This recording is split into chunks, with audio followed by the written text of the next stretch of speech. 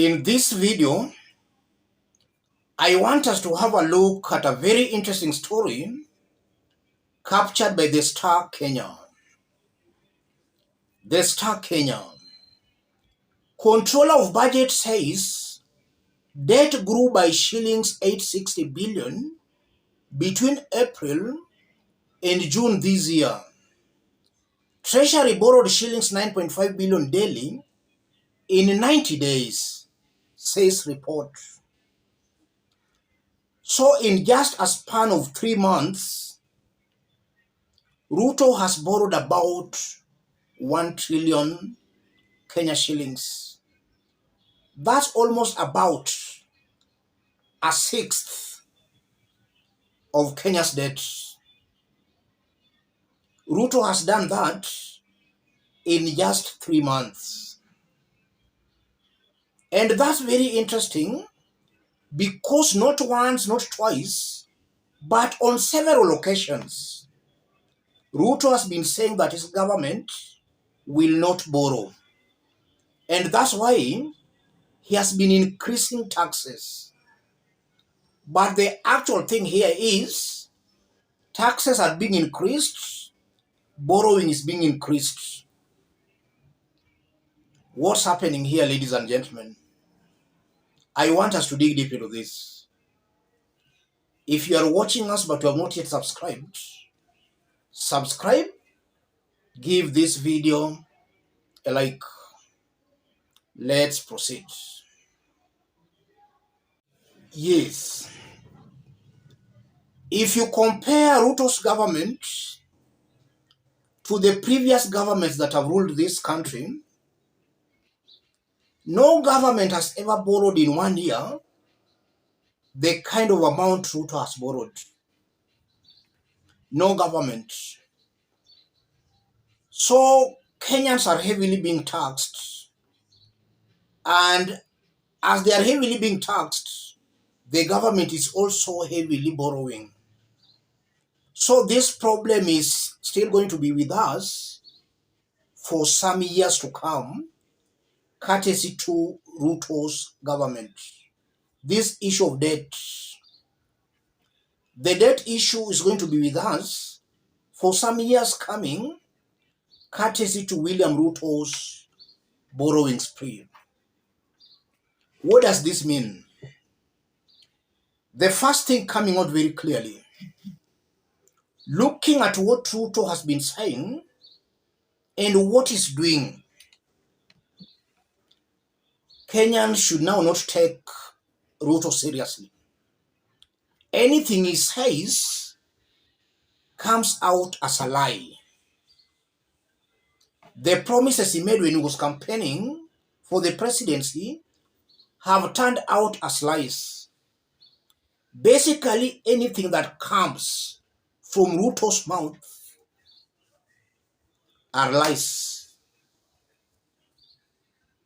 So in a nutshell, just as I've been saying, this is a lying president. And because of that, he fails the leadership and integrity test. Ruto is not fit holding a public office. That's the truth, ladies and gentlemen.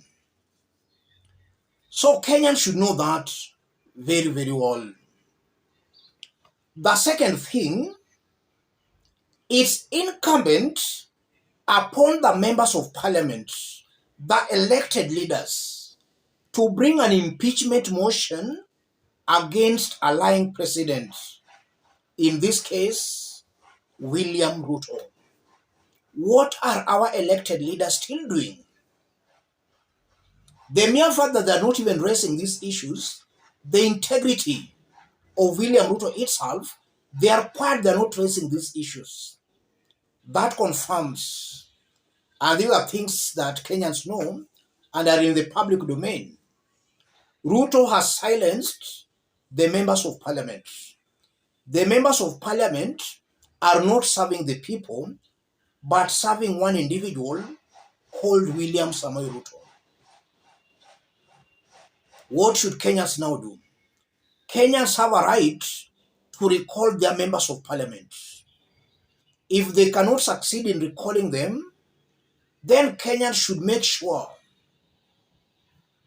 any leader supporting this government, that leader should find it very hard on the ground. Kenyans should not laugh with these leaders.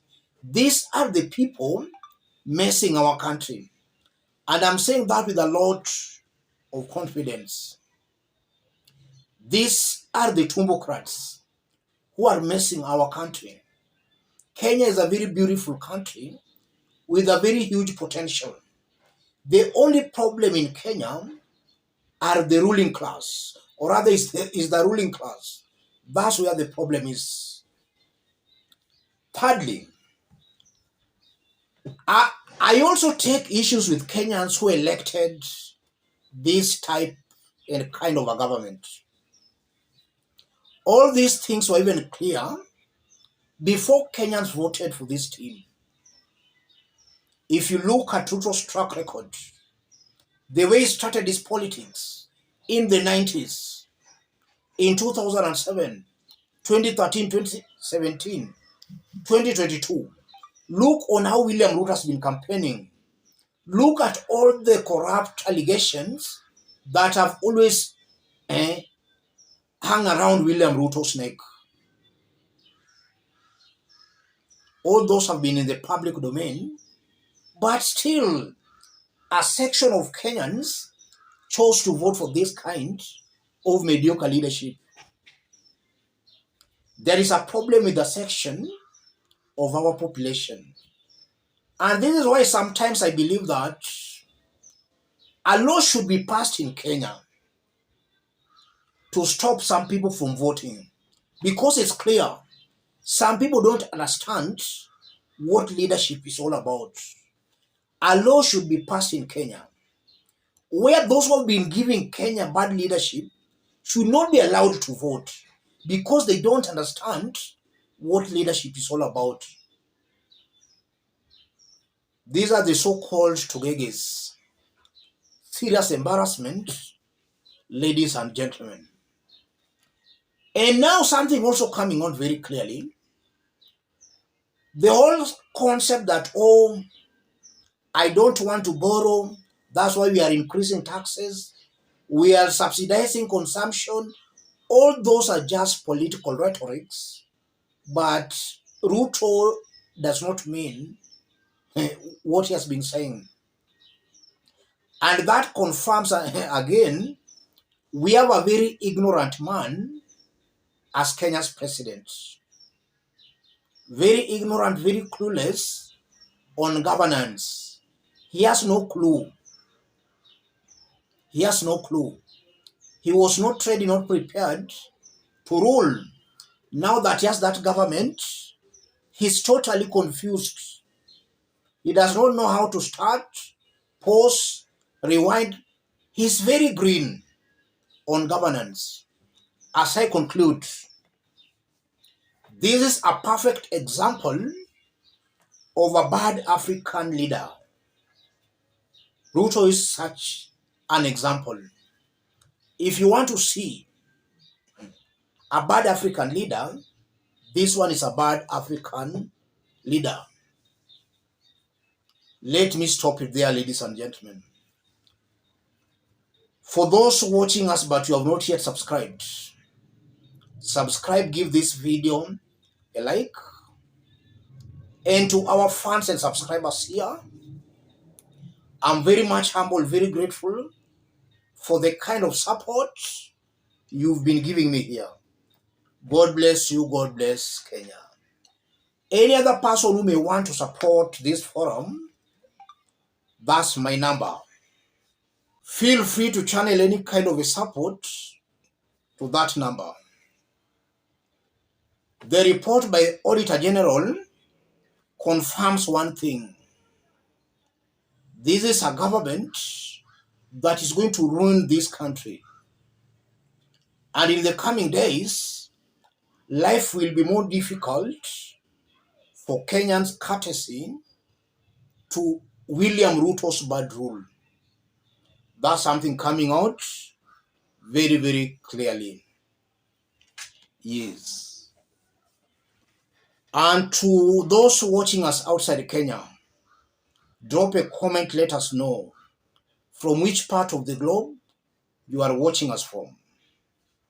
If possible, subscribe, give this video a like. Thank you. God bless you. God bless Kenya.